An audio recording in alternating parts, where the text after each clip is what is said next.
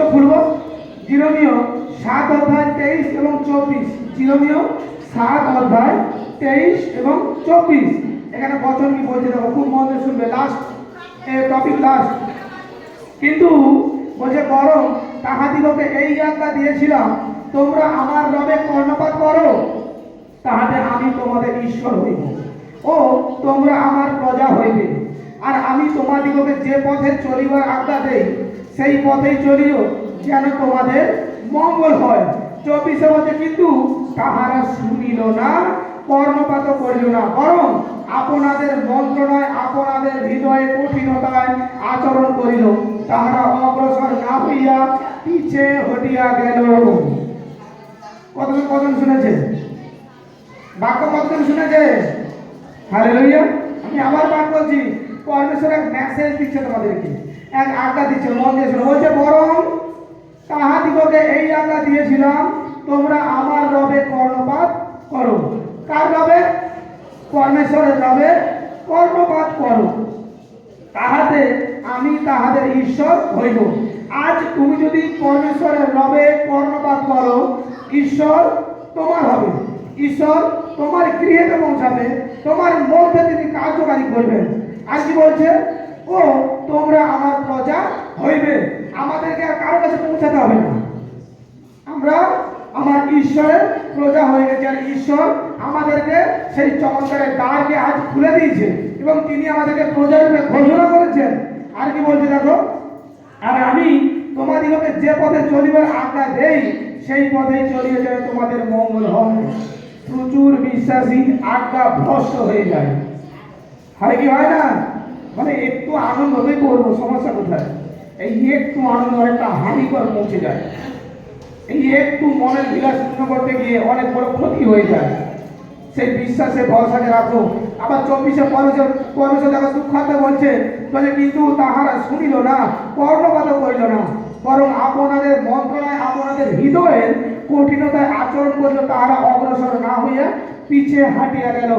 আজ সাহস করে কেউ এগিয়ে আসতে তৈরি নয়। হালেলুয়া।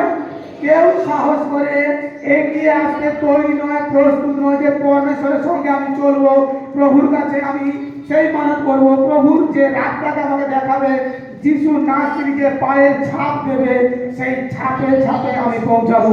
আমার একটাই লক্ষ্য, যিশু নাসরির পথ। আর সেই পথ ঝামেলা করার নয়, সেই পথ অহংকার নয়, সেই পথ কাউকে মিথ্যা প্রতারণা করার নয়, সেই পথ গন্ডগোল বিবাদ লাগানোর নয়, সেই পথ সত্য নয়। প্রত্যেকের সঙ্গে পরিণত ভাব, প্রত্যেকের জন্য সুখ বিলাস, মনের মধ্যে এক রাস ভালোবাসা। হালেলুয়া। কিন্তু আমি তো মন্ডলীতে গিয়ে আমার চাওয়া পাওয়ার বিষয়টা শুধু বলি, তো পরমেশ্বরের প্রেজেন্সকে আমি পাবো কিভাবে?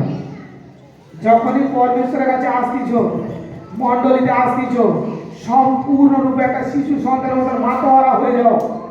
পরমেশ্বরের গীতে নাচ গান করো, সম্পূর্ণ মন দিয়ে পরমেশ্বরের কাছে বসো, প্রার্থনার সময় প্রার্থনা করো। আমি এই কথা কেন বলছি জানো? কিছু জন চিন্তা করছে, তার কোনো রিলেটিভকে নিয়ে চিন্তা করছে, আত্মা জানাচ্ছে, এটা না করো।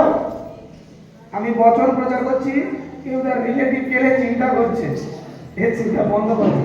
বচনকে শোনো যে আজ বচন আমাকে কোন রাস্তা দিচ্ছে, বচন আমাকে কোন দিশা দেখাচ্ছে, সেটাকে আমি ফলো করব। আর ফলো করাতে আমার পরমেশ্বর আমার জীবনের প্রত্যেকটা অধ্যায় নতুন করবে। আচ্ছা, আমি এই বচন নিয়ে একটু যোহনে যাবো। প্রত্যেকজন যোহন ভাগবতী পুস্তক তার 16 অধ্যায় 2, 3, 23, 27। 16 অধ্যায় যোহন, বড়দাদা যোহন 16 অধ্যায় 2 বলছে, লোকে তোমাদিগকে সমাজ হইতে বাহির করিয়া দিতে, এমনকি সময় আসিতেছে যখন যে কেহ তাহার তোমাদিগকে বধ করে, সে মনে করিবে আমি ঈশ্বরের উদ্দেশ্যে উপাসনা বলি উৎসর্গ করিলাম। আবার দেখো 3 বলছে, তাহারা এই সকল করিবে, কারণ তাহারা না পিতাকে না আমাকে জানিতে পারিয়াছে। 23 এবং 27 আসো। 23 বলছে দেখো, আর সেই দিনে তোমরা আমাকে কোনো কথা জিজ্ঞাসা করিবে না, সত্য সত্য আমি তোমাদিগকে বলিতেছি, পিতার নিকটে যদি তোমরা কিছু যাচ্ছা করো, তিনি আমার নামে তোমাদিগকে তাহা দিবেন। এবং 27 বলছে কারণ পিতা আপনি তোমাদিগকে ভালোবাসেন, কেননা তোমরা আমাকে ভালোবাসো বসিয়াছ এবং বিশ্বাস করিয়াছ যে আমি ঈশ্বরের নিকট হইতে বাহির হইয়া আসিয়াছি। বলো আমেন। হালেলুয়া। আর যে কেউ প্রভুকে বিশ্বাস করতেছে যে তিনি পিতার কাছ থেকে বাহির হয়েছে, বাইবেল বলছে পরমেশ্বর তোমার প্রাচীন স্বরূপ হয়ে দাঁড়িয়েছে, তোমাকে আর অভাবে পড়তে দেবে না। যত মানুষ তোমাকে তাড়িত করুক, যত মানুষ তোমাকে বার করে দিক, পরমেশ্বর বলছে আমি তোমার জন্য গৃহ নির্মাণ করেছি, আমি তোমার জন্য সাম্রাজ্য তৈরি করেছি, আর সেই সাম্রাজ্য দ্বারা আমি তোমাকে গঠিত করব, সেই সাম্রাজ্য সবার উচ্চতায় আমি তোমাকে পৌঁছাবো। তার জন্য তোমাকে সেই ইমানদারি, সততা আর বিশ্বাসকে রাখতে হবে যিশু নাসরি নামে। বলো আমেন। কতজন হাত ওঠা আর বল কি সদা প্রভু আমি বাঁচি মরি, আমি সর্বদা তোমার সঙ্গে থাকতে চাই, আমি তোমার পিছনে চলতে চাই। প্রভু তুমি আমার অগ্রে অগ্রে চলো পিতা। প্রভু আমাকে তুমি সঠিক রাস্তা দেখিস, আমি তোমার ধন্যবাদ করি পিতা। প্রভু আমাকে তুমি মন্দ হতে রক্ষা করো পিতা। প্রভু আমি কখনো যেন পাপে না করি পিতা।